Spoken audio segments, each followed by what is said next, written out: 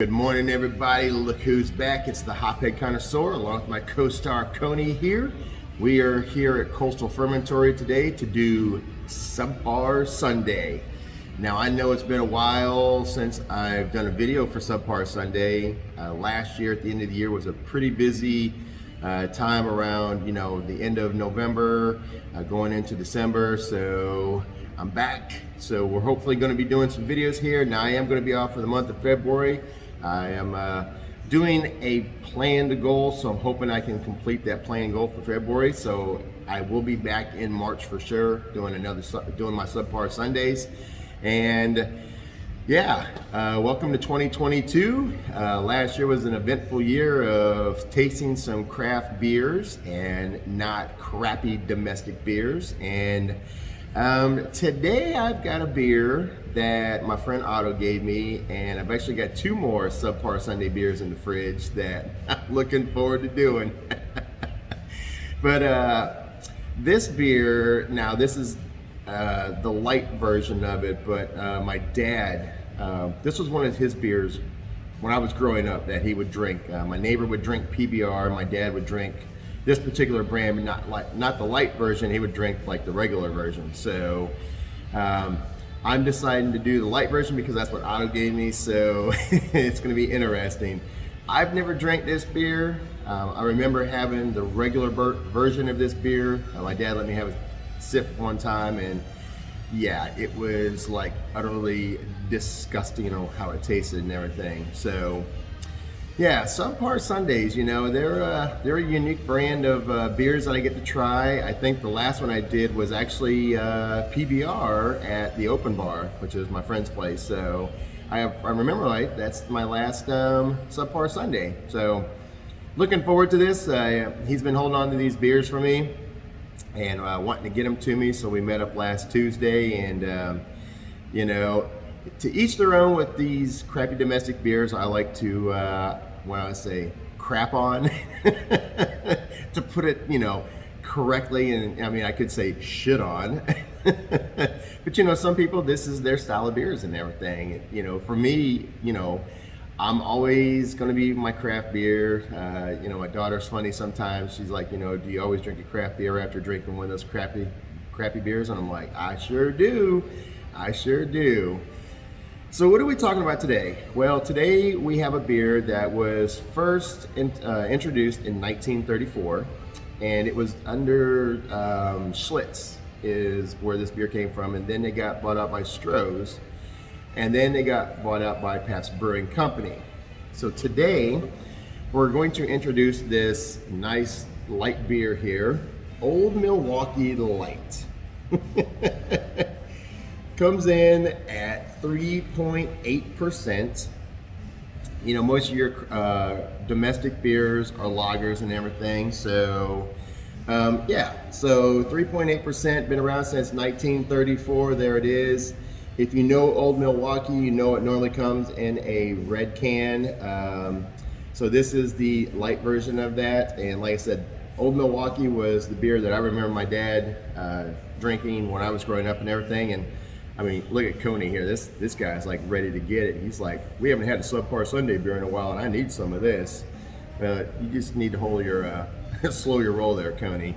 But we've got the country bumpkin glass. The candlestick stem with the mason or the ball, mason jar glass on top. So it's going to be interesting. And since we haven't done one of these in a while, my chugging skills are gonna suck. I don't know if I'm really looking forward to this or not, but yeah, Old Milwaukee Light. Again, I never remember drinking any of this stuff, because I think when I was out here in Virginia, well, I've been out here in Virginia for almost 29 years now. I've always been I was always a Bud fan and a Miller fan, and I think I drink more Genuine Draft and more Miller Lite than I did anything else whenever I was with people, associated with, or we went out and stuff like that. But, I definitely probably wasn't going to the store saying, hey, I need to get some Old Milwaukee, or I need to get some Old Milwaukee Light. So this is going to be interesting on how this is going to taste and everything. So I guess we could say let's get this can popped open and let's pour it into our country bumpkin glass. So here we go. Ooh, yeah, nice. All right, here we go. So for the camera here, let's see how this looks. Oh my gosh. Look at that color. Woo, baby. Yes, sir. Look at that color. Oh my gosh. No, I am not filling this thing up to the top. Or should I? I guess I should, huh? I guess I should pull the half quart can in here. You know it's gonna go to the brim. There we go. A can of Old Milwaukee Light. Oh. You know, it's funny because, you know, you've all seen me before buy like the big 24-ounce cans, and I pour enough into here and I don't finish the rest. That goes down the drain because I am not drinking anymore. One and done is good enough for me. But look at the carbonation in that. Yeah, see all those bubbles in there and everything? Yeah, a lot of carbonation. So that's the one thing I've always talked about, with domestic beers is when you were younger, you never cracked open a beer and poured it into a glass. You drank it from the bottle, you drank it from the can. So, that's why some people just get so bloated so quick because they drink it so fast because of all the carbonation. And that's one thing I love about craft beers, you don't have all that carbonation there. It does have some carbonation, don't get me wrong, but it's not like this, where it looks like, as one of my friends would say, boiling piss water. So let's give this thing a sniff. Let's see what kind of scent I get off of this. This ought to be interesting here so I don't spill this.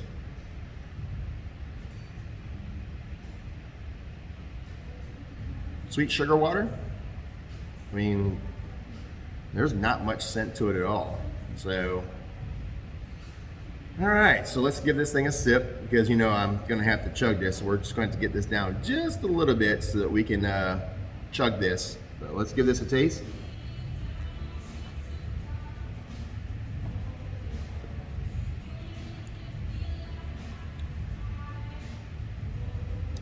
Not much flavor to it.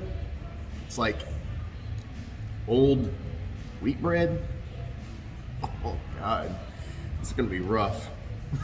I know I say that in all my videos, but some of the reactions I get after I get done drinking them, I can feel the carbonation already going down. Oh man, this is gonna be rough.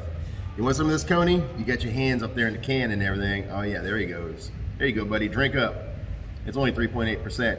Can't get drunk off of it. There you go. Well, some people, if they drink a bunch of this, they get drunk off of it. So, oh my gosh. In keeping with tradition of the channel, here's to Old Milwaukee Light.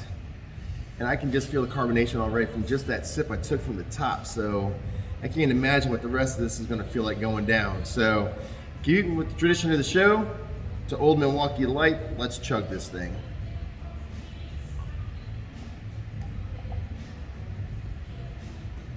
Yep. Chugging skills suck. Oh my God.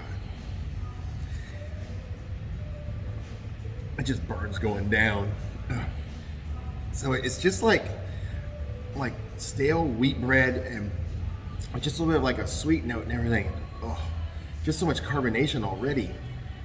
And this is kind of weird because like some of these other ones I've drank before, I've never had that much problem with carbonation right off the bat. Maybe it's because I haven't had, a domestic beer every weekend that I was doing it and all that. Oh gosh. Sorry, Coney. Sorry, fans, man. This is rough. So here we go. Here we go. Oh, I'm gonna knock this over. All right, here we go. Let's try to finish this thing.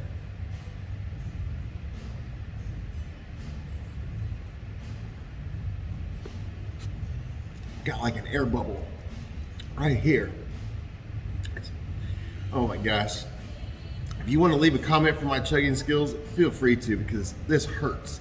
Oh, this hurts in my chest. I don't see how people can drink this. Oh, maybe if you drink it all the time, maybe it's not that bad. Whew. I've got just a little bit left to go. This is the, I think this is gonna be the worst chugging experience I've ever had on this channel. Oh, here we go.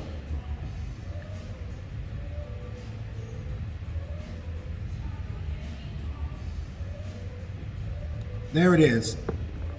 Done. Oh. There it goes. Whew, finally got that bubble out. Anyway, Old Milwaukee Light, manufactured by Pabst Brewing Company. Like I said, been around since 1934. If this is your beer of choice, good for you, not for me. Remember to get out there and drink craft beer and not crappy domestic beer. We'll see you again for another Subpar Sunday.